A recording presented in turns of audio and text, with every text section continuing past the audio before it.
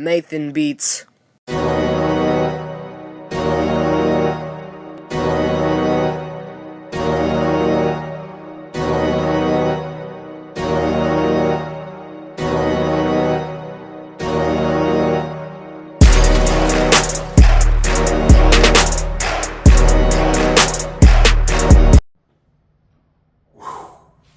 What's up, guys? This your boy Mr. I-240. I'm back with another video today. You know what I'm saying? I had to continue to give y'all the heat. Now, I did record a video, but I'm gonna be real with y'all. I ain't edited junk or nothing like that. I just put it out and I ain't gonna front. I saw some of the video that was ass, so I just went on and deleted it. So, and the views weren't doing good, so I just delete the junk. You know what I'm saying? But, you know what I'm saying? I am back with a banger, you feel me? And you know what I'm saying? I want to give y'all some heat. This won't be a good one right here. We on our way to 900 subscribers, which is my dog, Kofi Kingston. We at 880. So the minute we hit 900, I'm going to give y'all the episode, you feel me? You know what I'm saying? Most importantly, before we get started, I got to give thanks to the Lord above, Jesus Christ. If it weren't for him, won't be no me, won't be no page, won't be no y'all. Hey, we talking about a legend, man. We talking about the man. This man here was the cornerstone of WCW. You know what I'm saying? Now, I'm gonna give y'all much information as I can. But when we get to the 50s and 40s minute mark, I'm like, hey, bro, I'm out. Feel me? But the man that I'm talking about, who had the great rivals with the Lex Lugers, Ric Flair, Hulk Hogan's. You know what I'm saying? A mini rivalry with Seth Rollins. You know what I'm saying? The man that I'm talking about. The icon, the Joker face, regular Sting, you know what I'm saying? Steve Borden, the man himself. So, if you're new to the page, comment, subscribe, hit that notification button. Let's go. CWA. Borden originally wrestled under the name Flash, teamed up with Jim Hellwig, who later, which we know is the Ultimate Warrior. The two members of the Power Team in the USA Independent All-California Championship Wrestling. Power Team USA was a 4-man unit, also featuring Garland Glory Danho and Mark Commando Miller, plus manager Rick Bassett. Hillwig and Borden later moved to CWA, a wrestling company based in my hometown where I'm at right now, Memphis, Tennessee. And they became known as the Freedom Fighters.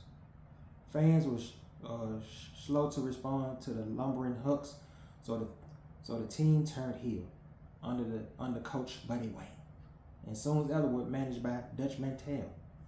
The Freedom Fighters left the CWA in an uneventful run, the highlight which was an angle when they broke the leg of Phil Hickerson.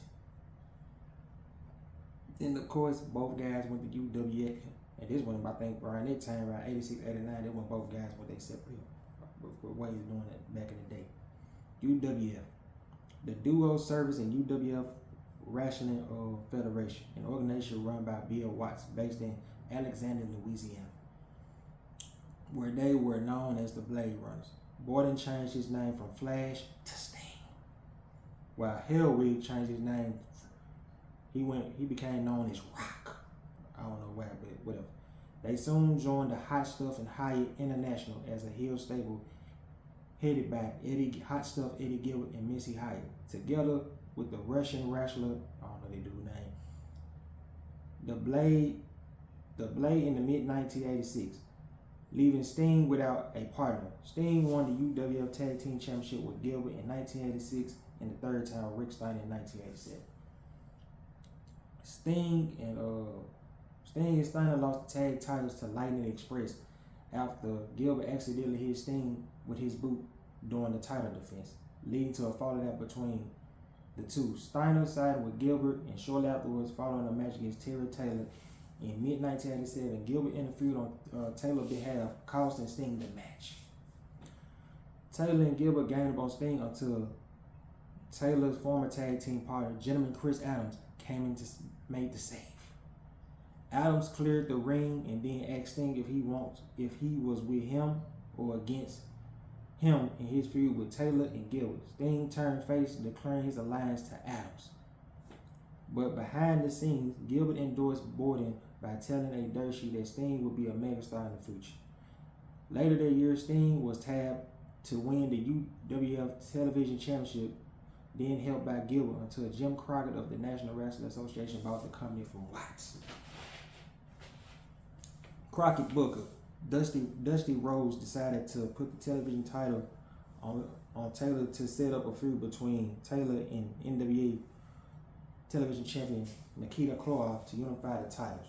Rude used the unknown Shane Douglas transition champion from Gilbert to Taylor because Rhodes did not want to diminish Sting growth, which started with a brief title run. Well, at least he looked out for him. Alright, we got Jim Crockett Promotions and World Championship Wrestling. WCW, of course. Sometime after Sting's arrival to the NWA in July 1987, Dusty Rhodes used the opening bout of Crockett first throwaway into a pay-per-view,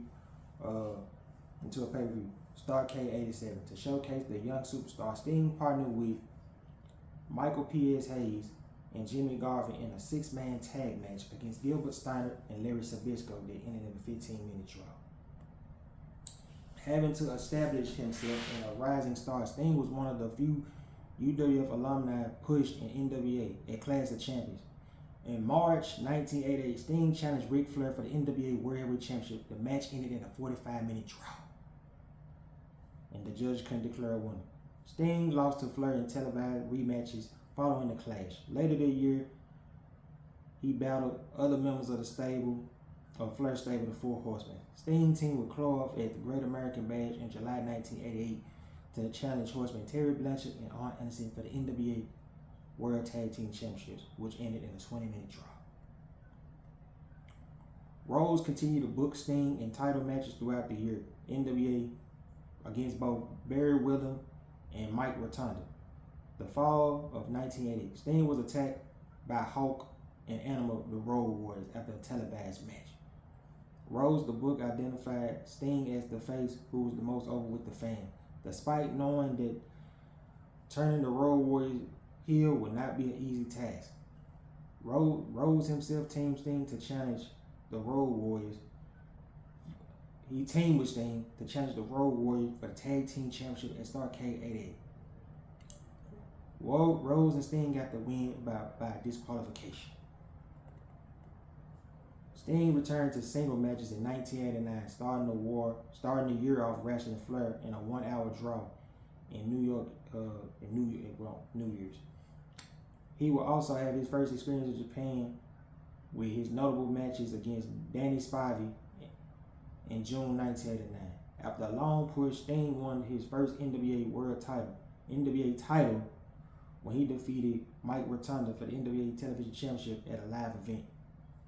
In mid-1989, Sting's greatest rival, the Great Muta, challenged Sting at the Great American Bash. The match was booked a classic, controversial, dusty finish, even though Rhodes, the namesake of the technique, and had been fired months earlier. Sting got the 3 count and was announced the winner, but replay showed that Muta's shoulder was up at 2.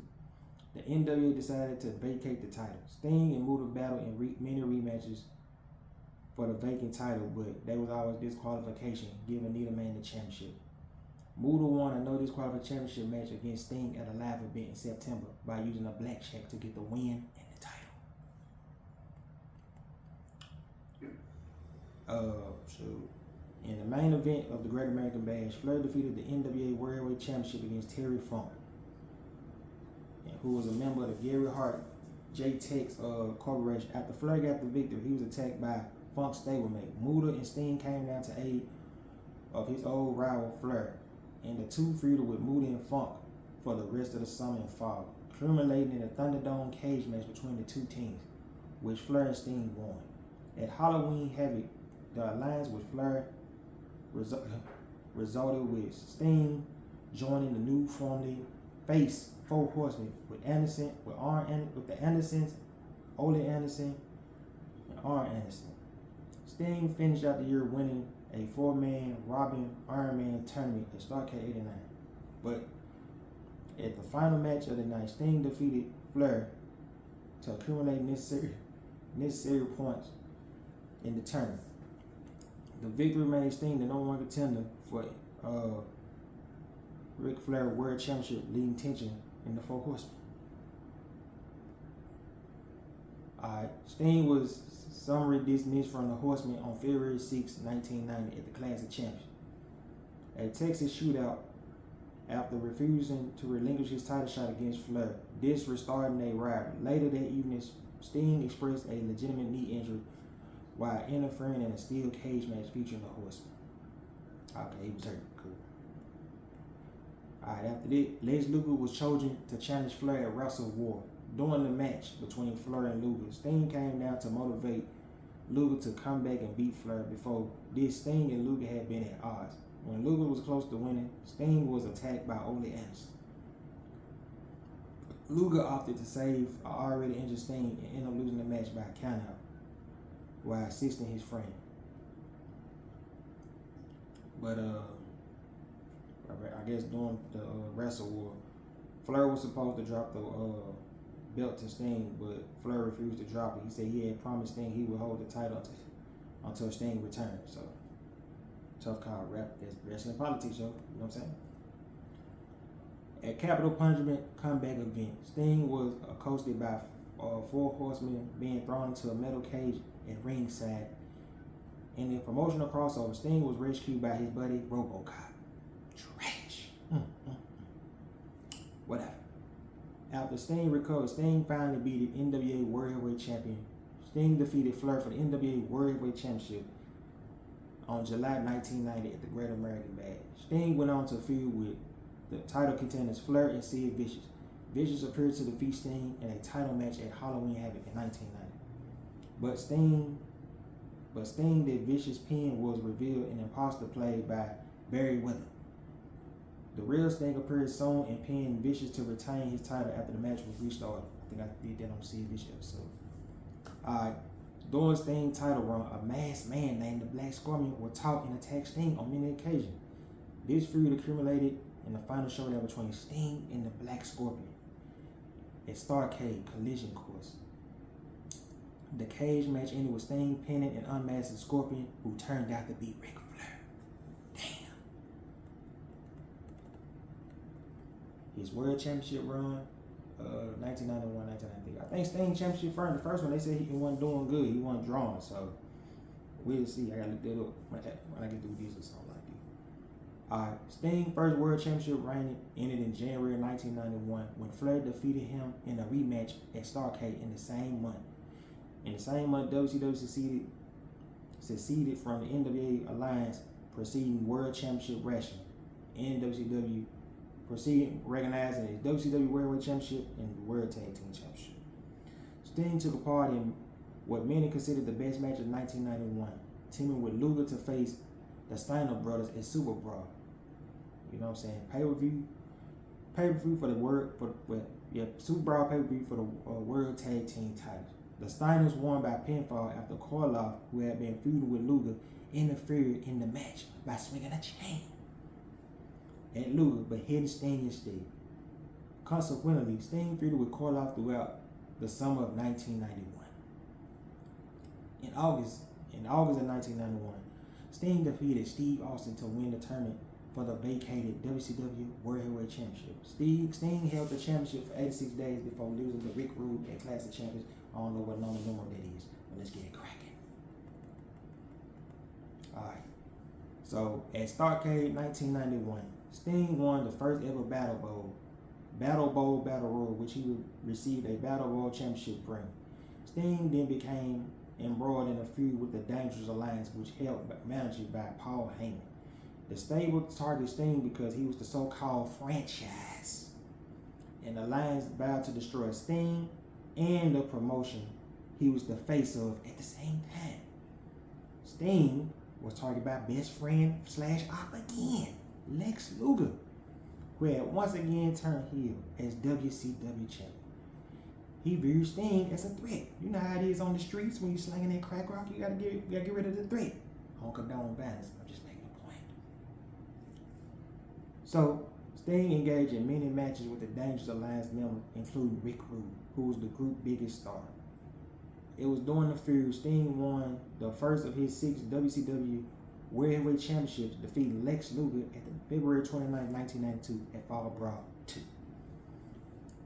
The feud ended when Sting formed the Stings, I don't know what the hell it was, consisting with Ricky Steamboat, Dustin Rhodes, and Willem. Is it Barry? I don't know. Willem and Clawloff, and they defeated the Alliance, Rude, Stone Cold, Arn Anderson, Larry Sabisco, Bobby Eaton, and War Games at Wrestle War in May 1992. Even got a reward, a 5-star reward by Dave Meeser, which is hard to do. Near the end, Sting battles with the Dangerous Alliance. The seeds were sown for what became arguably one of the most famous feuds of Sting's career. Sting defended his world title on April 12, 1992 at the Armani in Atlanta against 450-pound Vader. During the match, Vader splashed Sting, cracking 3 of Sting's ribs and rupturing his spleen. Damn. But Sting did recover and defended his title on July 12 against Vader at the Great American Bash, dropping his belt to Big Van Vader after missing the Stinger Splash, hitting his head on the ring post. Damn. And receiving a powerbomb. But after beating Cactus Jack in a Falls Count Anywhere match at Beach Blast, you know what I'm saying? At Beach Blast, and WCW newcomer Jake Roberts in a Coal Miner glove, what the hell match at Halloween Havoc, Sting defeated Vader, who had lost the WCW World Championship in August in the King of a Cable tournament final at Starrcade. Alright, kind of tricky. But that match sounded weird saying it. Boy, I see why Jake Roberts run and go win in WCW, boy. Woo! Yeah, watch it, not like you. For real. But Sting and Vader feuded continuing to 1993 with Vader, who was again WCW World Heavyweight Champion, defeating Sting in a bloody strap match at Super Brawl 3. Sting exacted revenge by beating Vader for the WCW Championship on March 11 in London, but lost it back 6 days later in Dublin, Ireland. Damn. Sting then teamed up with newcomer British Bulldog. Then when Bulldog was on the steroids and Vince was like, I'm tired of your antics, peace out. This is his first WCW run. Alright. He teamed up with British Bulldog to beat Vader and Sid Vicious in the match that was set up with a mini movie. I ain't gotta say it, with a mini movie and an evil midget to blow up Sting's boat at the end of 1993. Sting was one of the first people to congratulate Flair, who had just returned from the Wrestling Federation after Ric Flair defeated Vader in 1993 at Starrcade. This is when Vince was like, look, I'm gonna make you a little jobber dog, and I gotta let you go. What you wanna do? So Vince let him go, you feel me? Then of course, WCW International World Heavyweight Championship, 94-95. This one Sting had messed up Rick Rude's career. Hey, the footage is out. What y'all want me to do? Just get Sting. I think they got on. Yeah, yep. It's on right here. Yep. Sting feuded with Vader, Rude throughout the first half of 1994. Sting won the WCW International World Heavyweight Championship from Rude, and Rude recaptured the title on May 1st at the Wrestling. I don't know what the hell that is. It's in Japan, you hear me? But the decision was reversed because Rude allegedly hit Sting with the title during the match. This was the cover for a real-life career back injury Rude sustained in the match that forced Rick Rude into retirement. Sting refused to have the title handed to him. Instead, he defeated Vader for the vacant WCW International Championship at Slamboree. Soon afterward, Flair defeated Sting in a title unification match at the Clash of Champions, turning heel in the final moments when Sensational Sherry, who turned on Sting and took Flair's side. Sting spent the second half of 94 and most of 95 teaming with new signee Hulk Hogan in his battles against Kevin Sullivan, Three Faces of Fear, in the Dungeon of Doom. That was in the Dungeon of Doom, of course. You feel me? At the Great American Bash, Sting defeated Mean to win another tournament he defeated Mean in the tournament for the WCW United States Championship. Sting defeated Ming in a rematch at Bash at the Beach 95. I thought they had decent matches, man. You know what I'm saying, with him and Ming. I just feel like They ain't gonna speak English. But they ain't getting that push. Oh, he can speak English, but every bitch I didn't believe him. I don't know, dog. But I like the haiku. Sting competed on the first ever WCW Monday Nitro in a match where Flair defeated Sting by disqualification and resulted in by a run-in with Arn Anderson, who attacked Flair. At Fall Brawl, Sting teamed up with Hogan, Luger, Randy Savage. This was around the time they couldn't trust Lex Luger, who had just appeared on the jump, you know what I'm saying? Because Luger was a 20 at the time, you know what I'm saying? He had just left WWE not that long ago. So they defeated the Dungeon of Doom, consisting of Kamala, Zodiac, Shark, and Mean in the events at War Games. In October 1995, Ric Flair convinced Sting to team up with him. You know, Ric Flair was beefing with his homeboy.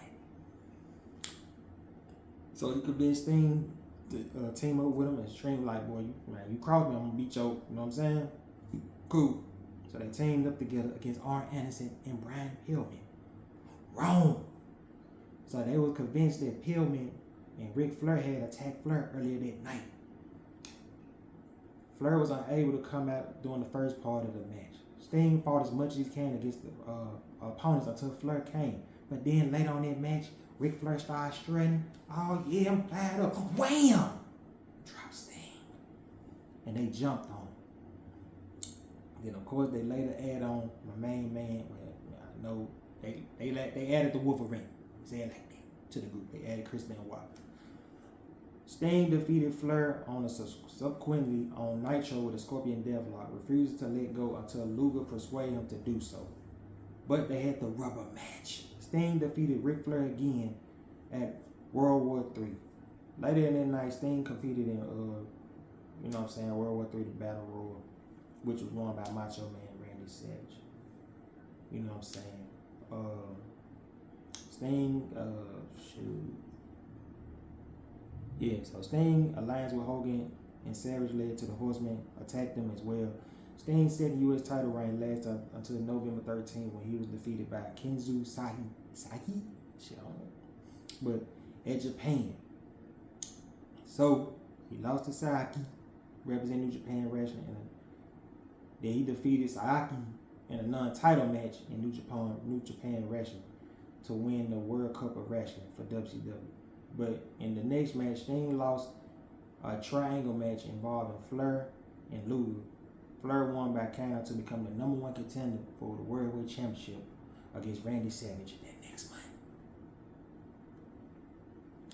Then, of course, the 1996 era is when the Beach Boy, he went from Beach Boy to a dark heart turned cold to the Crow. I gotta be sometimes. I gotta wear a beast sometimes. Turn you cold, man. You know what I'm saying? You feel like the word betrayed you, hurt you. You know what I'm saying? So let's get it. In early 1996, Sting appearance started to change. His hair grew longer, darker hair, replacing his blonde flat top, stuff like that. You know what I'm saying? So Sting teamed up with his old friend Lex Luger, who had returned to WCW from WWF in 1995. Despite Luger standing as a heel, the duo beat Harlem Heat. The duo beat Harlem Heat for the WCW World Tag Team Championship on January 22nd on the episode. The team also often retained the championship as a result of Luger cheating tactics, which Sting remained oblivious. But Luger was temporarily unavailable for the WCW Uncensored in March. Harlem Heat Booker T teamed up with Sting to successfully prevent the tag team championships changing hands. Sting and Booker T developed a mutual respect and showed itself as Sting and Luger granted Harlem Heat a rematch during the title run. Sting received the World Heavyweight title shot against the Giant, but lost after an accidental interference from Lex Luger. Harlem Heat eventually won the titles back on June 24th on the episode of Monday Nitro. So, in the summer of 1996, Sting was the first competitor to stand up to the outsiders, Kevin Nash and Scott Hall, who had recently competed in the WWF, whose alliance and agenda was unclear, who had been infatuating and causing chaos at WCW events. Sting teamed up with Luger and Savage to defend WCW honor against Hall and Nash against a mystery man. Who was the mystery partner, y'all? Here we go. So, Hall and Nash started the bout without their partner, but the temporary 3-on-2 advantage was short-lived. Luger, Luger left the match after he accidentally injured by a Stinger splash. It was a 2-on-2 match until Hulk Hogan, who had been a face for 15 years. You figured Hulk Hogan been to back him up. Wrong. Wham! Savage on the ground, leg drop. You know what I'm saying? Betrayed his own homeboy. One of the most heel turn ever. And the New World Order was born. As a part of this, Sting and Luger went up to rivals Four Horsemen members Ric Flair and Arn Anderson sometime after the bash at the beach and asked them, let's team together. Let's take this game down. They wanted them to put their differences to the side. You know what I'm saying? And they agreed. Except there was a problem. NWA got a fake Sting. And they thought Sting betrayed it on him. Here it is. So, they agreed to team up against the NWO at War Games, Final Brawl. So they will be facing the team of Hall, Nash, Hogan, and the fourth man to be determined. On the final Nitro of the event, however, the NWO played a trick on WCW claiming Sting was joining their side. A vignette was shown where the NWO had a record of Sting's voice playing, attacking Lex Luger. You know what I'm saying? Which was played, the fake Sting was played by Jeff Fong, who attacked him. And the crowd at home and the live audience and the commentators led to believe that Sting had joined the NWO and would be the fourth man. And they declared it would be the fourth man. So he would be the fourth man against the three-man team. However, was not an episode of Nitro showed up at Final Brawl just as his teammates declared they would face the NWO by themselves. Sting told Luger he did not attack him, but Luger refused to believe him. Later during the match, Sting showed him what time it is. Ain't no better Dick Arnold. He showed up. He beat the NWO. Stinger, he beat everybody up. Sting immediately took out all four members. He then stopped at Luger and angrily said, "Is that good enough right there? Is that good enough?" Then he gave Luger this right here and walked out of the match. And then the niggas lost and got their beat. They did. Then Sting, this when Sting's heart turned cold right here. On the next night, Sting came out and announced in the middle of the show, no music, no pyro. He entered the ring with his back turned to the camera side, launched into the angry tribe and what had transpired. So, he declared he would be there from time to time, put the microphone down and left. Days after the speech, he was booked for shows in New Japan Wrestling, part of the Japan-US tournament. He defeated Chono in the first round, but was eliminated by, I don't know the dude's name. His last match took place on September 23rd at the Yamahama Arena, where he and Lex Luger teamed up to defeat Arn Anderson and Steve Regal. It will end up being his last tour of Japan. On October 21st, on the episode of Nitro, Sting returned. Sting emerged wearing a trench coat with white face paint, black marks around his eyes. He went in the ring and attacked the NWO Sting, who was still, he was doing Sting mannerisms. With his new finisher, the inverted DDT, dubbed the Scorpion Death Drop, jumping 2 elbows and a Stinger splash and a Scorpion drop, while the rest of the NWO around ringside. Rather than intervene and save the stablemate, they simply stood back and watched. After Sting was done, NWO, Ted DiBiase, Scott Hall, and Kevin Nash made an offer, telling him to get back at WCW for betraying him.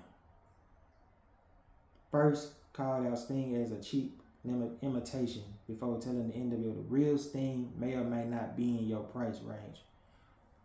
This concluded saying the only thing that's for sure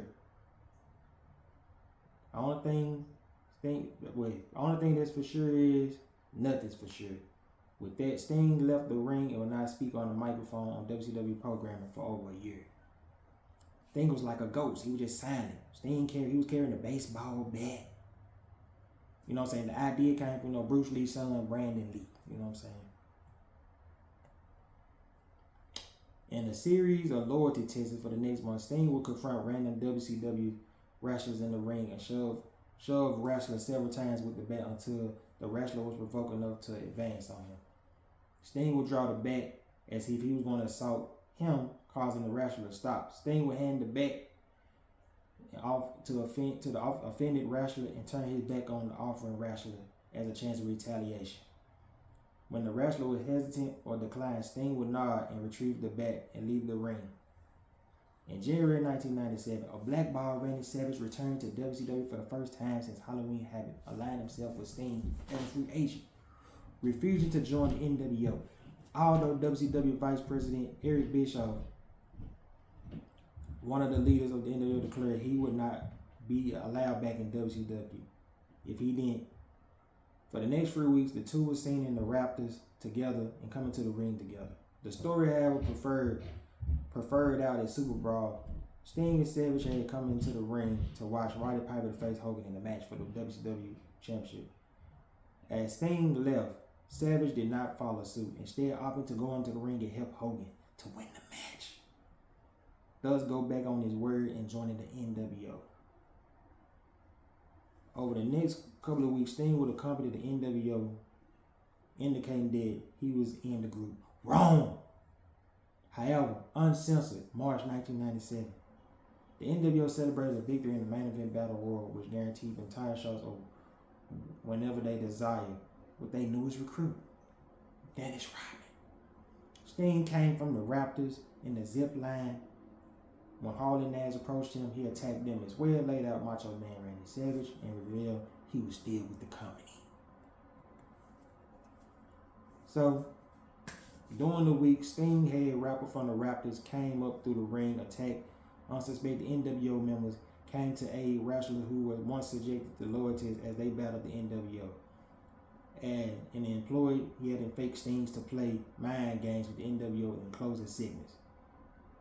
You know what I'm saying? Sting fight against the NWO every week helped their ratings, you know what I'm saying? Against Monday Night Raw, it was the Monday Night Wars. But at one point, J.J. Dillon tried many times to get Sting to return by making contracts to fight members. But we know Sting, we know who Sting wanted. And he denied them. You know what I'm saying? And sometimes it'll frustrate J.J. Dillon, it'll frustrate Sting. So at one point, Sting went outside and picked up a sign. And he wanted one name. Hogan. Eventually, Sting got his wish, and they both met in December. And of course, they gave us the trash ass finish. And you had Bret Hart, Nick Patrick, and it was a lot of controversy at that point. And plus, Hogan didn't want to put over Sting. You know what I'm saying? So, there you go. But the next night on Monday Nitro, Hogan protested the decision, claiming Patrick's decision should have been considered final and a rematch was granted. The match ran over Nitro allotted time and the finish was aired later in the week in the inaugural The First Thunder. Similar to Starrcade results, the two different referees declared both men as winners. Later that night, J.J. Dillon vacated the championship. And you gotta remember, we ain't heard Sting talking to years. Sting was pissed. Sting threw the belt on the ground. He looked at J.J. Dillon, you got no guts. Then he looked at Hogan, and you're a dead man. Then they had the rematch of Super Brawl. Sting won, and then he lost to Randy Savage in 98. There you go.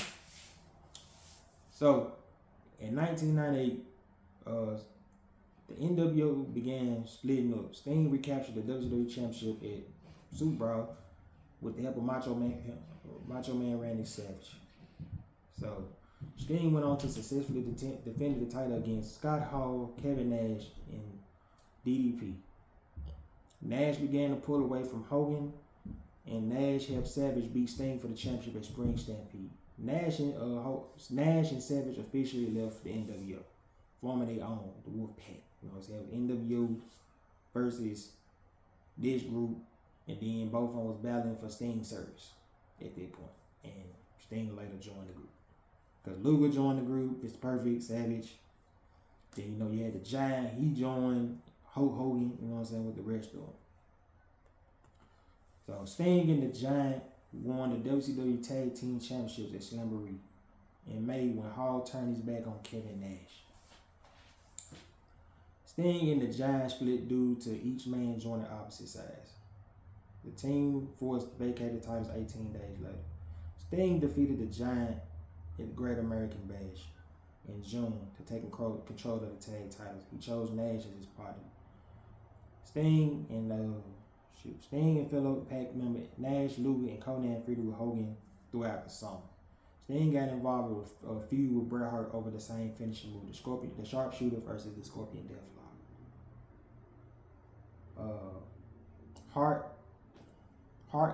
Bret Hart cost Sting and Nash the Tag Team Championship by interfering in their match with Scott Hall and the Giant on July 20th.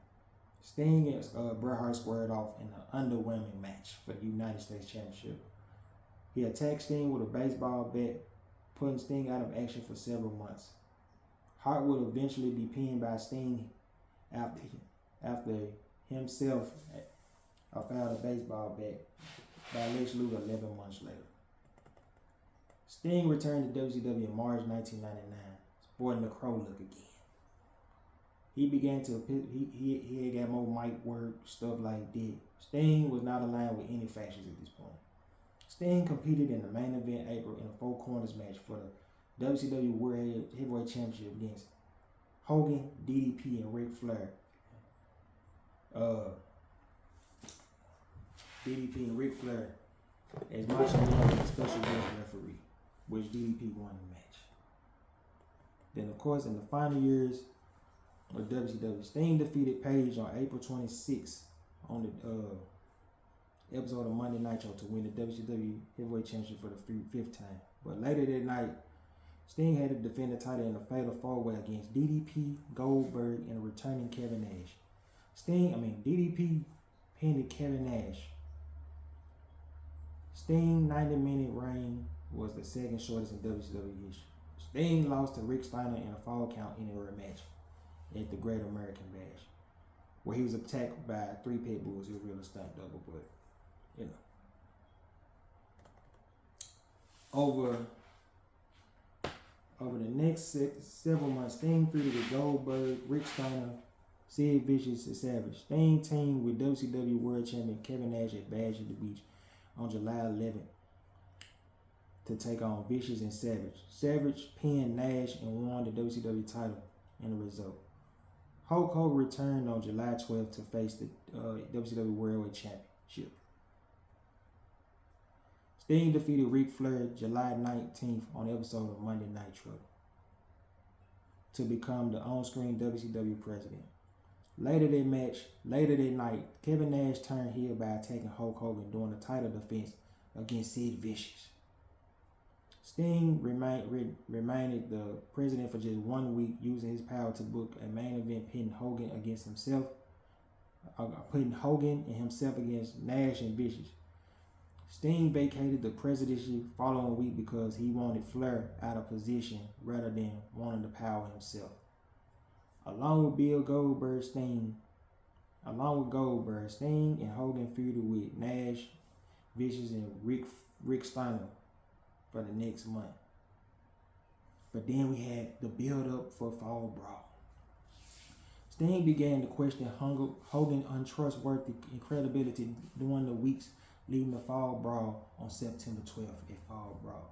But except, Luger brought the baseball bat to the ring. Sting used it to beat Hogan for his 6th and final WCW Heavyweight Championship. Plus turning Sting heel for the first time, but the fans weren't having it. It was just like, bro, we don't believe it, bro. Trash. So it was during the heel turn. Sting and Luger, helpful interference from DDP, defeated supposed faces of Hogan and Hart in a tag match. Sting pinned Hart after Luger hit him with a baseball bat. Then in Halloween Havoc on October 24th, Sting retained the WWE World Championship against Hogan after Hogan entered the ring in street clothes to lay down for Sting to pin him. After the match, Sting sounded this thing and resulted in an open challenge later that night. Sting lost the unsanctioned match to Goldberg. Sting was stripped of the WWE title that final night. So they had a tournament for the WWE title at Mayhem. You know what I'm saying? So at Mayhem, Sting lost to Bret Hart in the finals. You know what I'm saying? After disqualification. So on November 1st, Luger expressed desire for them to win the tag team titles. Sting's desire was to continue for the WCW title, which led to Luger, who was pursuing the WCW World Championship himself in a tournament, fake a knee injury, refusing to help Sting after Sting was attacked following a match the two had for the WCW Tag Team Championship against Billy Kidman and Conan. This led to the falling out with Sting and Luger, attacking each other following the following week. This would then defeat Luger in a quarterfinal November 15th on the episode of Nitro. The fallout with Luger was completed when Luger attacked Sting in his match with Bret Hart. Sting lost to Hart, the eventual winner of the tournament, by disqualification with the interference by Lex Luger. However, Hart asked for an immediate rematch and was granted, and he won the match at the finals. Sting shook hands with Bret Hart as a sign of respect, turning face again, and then he had his match with Luger at Starrcade, which Sting won by disqualification when Miss Elizabeth assaulted Sting with a steel chair, putting Sting out of action for some time. Sting ended his feud with Luger by defeating him in a Lumberjacks with Cash match on March 19th, 2000. Then of course, this when the Vince Russo thing came. They were trying to save the company, so they had stripped all the belts. So at Starrcade following week, Sting advanced to the finals of the United States title match by defeating Booker T and Vampiro in the first two rounds. Vampiro then cost Sting the championship in the finals against Scott Steiner, leading to intense rivalry with Vampiro. Sting pinned Vampiro at Slamboree on March 7th. Vampiro beat Sting in a Human Torch match at the Great American Bash. For the climax of the match, Sting switched with a stuntman who was set on fire. Top of the frame at Bash at the beach on July 9th. But he returned wearing another Sting mask, and Sting mask carried him in the casket, attacking Vampiro. Then Sting went on to feud with Jeff Jarrett and Scott Steiner. Steiner attacked the injured Sting in November. Sting remained absent from WCW programming until March 26, 2001. WCW had been purchased by Vince, yada yada yada, y'all know. Then of course he went to World Class Wrestling, World Superstar Wrestling Company for a minute. I'm not going to talk about his in and out runs in TNA because he was there for not that long. We're going to talk about his real run in TNA. So on December 11th, 2005, Jeff Jarrett stood in the ring celebrating his victory. The lights went out. It was a scorpion. It was Sting. He appeared on arena screens along with the date January 15, 2006. The spotlights illuminate, revealing a chair bearing Sting signature trench coat, boots, and a baseball bat in the center of the ring. His return to TNA was officially announced 1 minute after midnight on January 1st. On January 1st episode of Impact. On January 15th, Sting and Christian Cage, January 15th, a final resolution. Sting and Christian Cage defeated NWA champion Jeff Jarrett and Monty Brown in a tag match after Sting pinned Jarrett. On the January 28th episode of Impact, Sting made his Fight TV debut. He was trying to announce his retirement. With Sting gone, the storyline continued with Jeff Jarrett and Eric Young wherein Sting had actually retired, sending Alex Shelley to California to videotape Sting home. Sting eventually discovered Shelley filming him, then walked up to Shelley's car and told him that he was going to show up at Destination X and confront Jeff Jarrett as Steve Borden. In street clothes without face paint, Sting returned on March 12th at Destination X, saving Christian Cage and Rhino as they were attacked by Jeff Jarrett's army. He then placed Jarrett in the Scorpion Deathlock, but was attacked by debuting Scott Steiner. This led to a lethal lockdown match between Sting, AJ, Ron Killings, Rhino against Jarrett Army on April 23rd at Lockdown. Sting team won the match. Following Lockdown, Sting proceeded to ex-partners to help him defeat Jeff Jarrett and Scott Steiner for good, after bringing Lex Luger, Buff Bagwell, and Rick Steiner as potential options. He settled on Samoa Joe. So on May 14th, Sting and Joe defeated Jarrett and Steiner after Joe pinned Jarrett with the Muscle Buster. Still proving unsuccessful of putting Jeff Jarrett away, Sting defeated Scott Steiner by disqualification to earn a spot at the King of the Mountain match. To earn a spot for the King of the Mountain match with the NWA World Championship at Slamboree. It's just a reverse ladder match, you know what I'm saying? However, due to the confrontation with Christian Cage during the match, Sting was distracted by allowing crooked ref Earl Hebner to knock over the ladder, while sending both being on the floor, allowing Jarrett to pick up the dub. On July 16th, Sting won the Fatal 4-Way to earn a shot at Jarrett NWA World Heavyweight Championship. Sting received his title shot on August 13th, Hard Justice, but failed to capture the title after Christian Cage turned heel and hit Sting with Jeff Jarrett guitar. Damn. Sting will have another match at Bound for Glory on October 22nd, putting his career on the line. He went on to claim his second NBA World Heavyweight title when he made Jeff Jarrett submit to the Scorpion Deathlock, marking the first championship Sting had won since 1999. With the victory, Sting became the oldest NBA World Champion. You know what I'm saying? As well, the only person to win both titles. But Sting lost the title to Abyss on November 19th by disqualification after pushing aside referee, pushing Abyss into the stack of tables covered in barbed wire.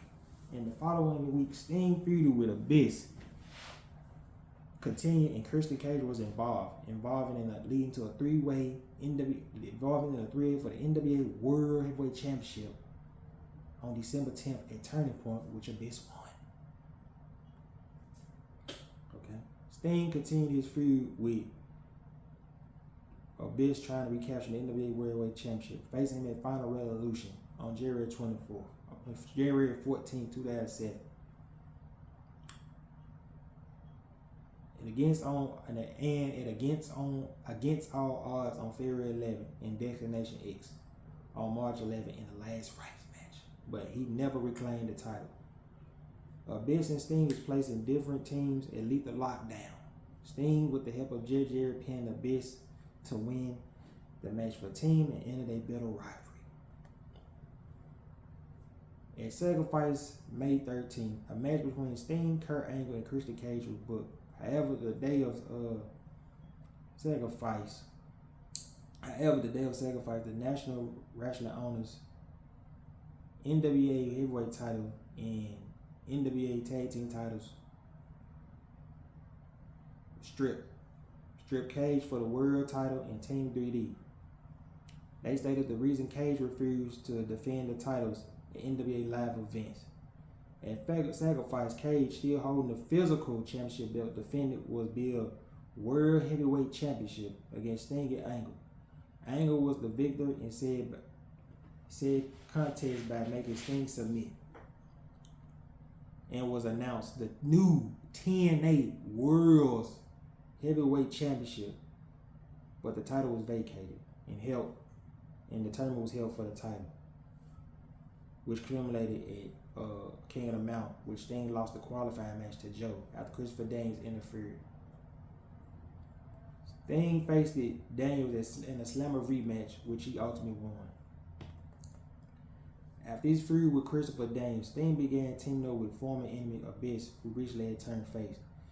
The two went on to defeat AJ Styles and Tom Cole at Victory Road. While trying to help Abyss win the match, Sting and Abyss was attacked by a Crystal Coalition.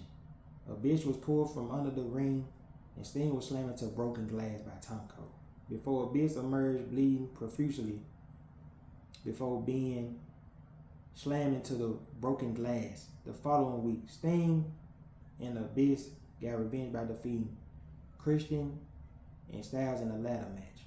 In the process, earned a contract that allowed him to pick the type of match between Abyss and Christian at Hard Justice on August 12th. Sting team won in the Doomsday Chamber Blood match, with Abyss pinning Styles to become the #1 contender for the TNA Heavyweight Championship.